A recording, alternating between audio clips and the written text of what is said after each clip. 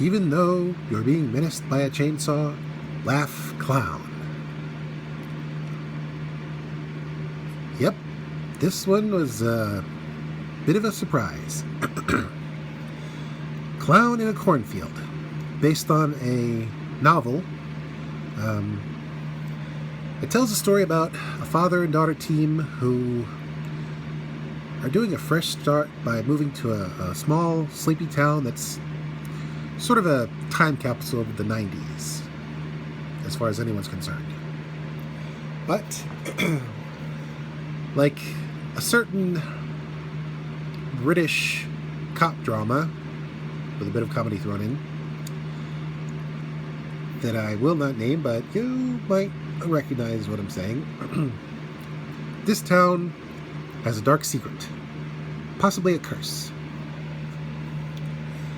It seems the town's mascot has become a slasher.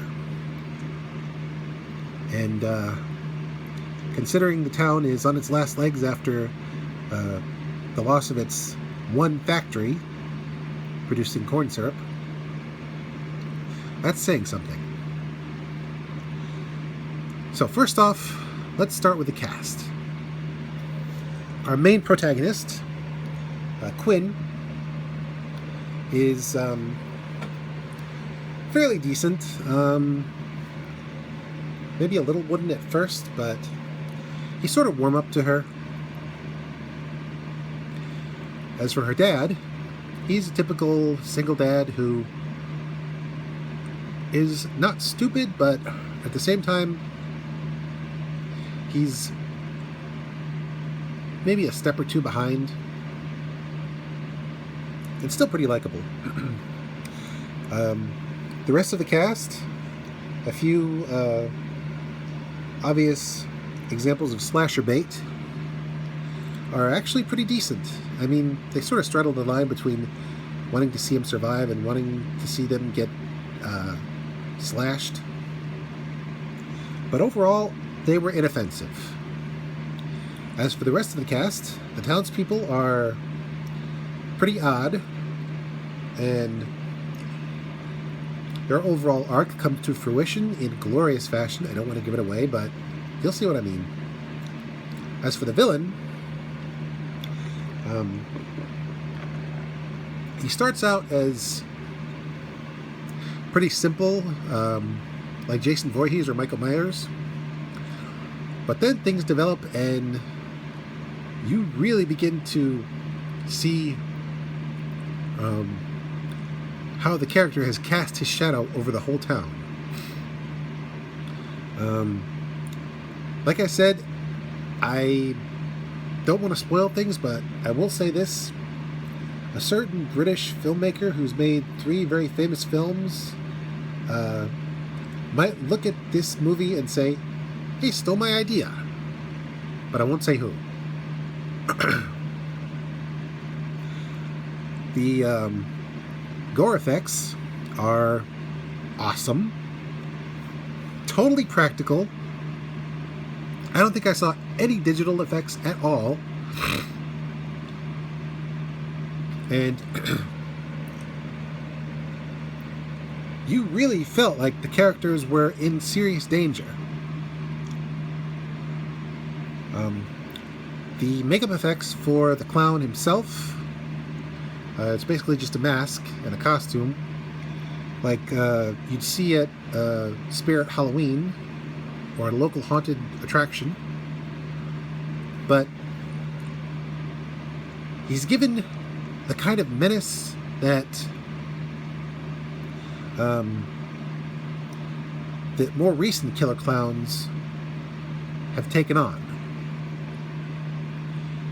He's supposed to be this cheery mascot, and he is just terrifying when he really gets going. And when the whole plot comes to fruition, you see that there is no escaping this creature. The town itself is a character unto itself, and it works really well. You got Main Street, which is cheery, but you can see that it's seen better days. You got the residence neighborhood, which should be a slice of Americana, but that slice might have gone sour. Then you see the remains of the factory and the surrounding cornfield, and you get the instant vibes of Halloween, like the holiday itself. I got the same vibes from Scary Stories to Tell in the Dark, that film, and it's kind of fitting that we are pretty much halfway to Halloween, because this film would not be out of place during that holiday.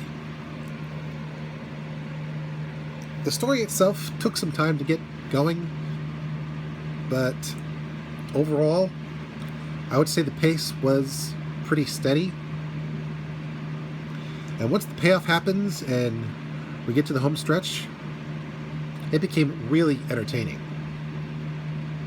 Even though the setup took a little bit too long, in my humble opinion. That setup was still necessary. Overall, Clown in the Cornfield is a little bit of everything that made the 80s and 90s slasher horror flicks awesome. It made you afraid of the lackluster costumed character threatening you with a toothless chainsaw. In this case, the chainsaw had teeth. And honestly, Friendo the Clown can stand proudly alongside the likes of Pennywise, Art, the Killer Clowns from Outer Space, and every incarnation of the Joker that's ever existed. Welcome to the Insane Clown Posse, friendo. This is Mr. J signing out and reminding you, despite the funny nose, clowns, for some reason, are still terrifying, even though most are just goofy slapstick cut-ups. This sure ain't Bozo's Circus. Happy halfway to Halloween, folks.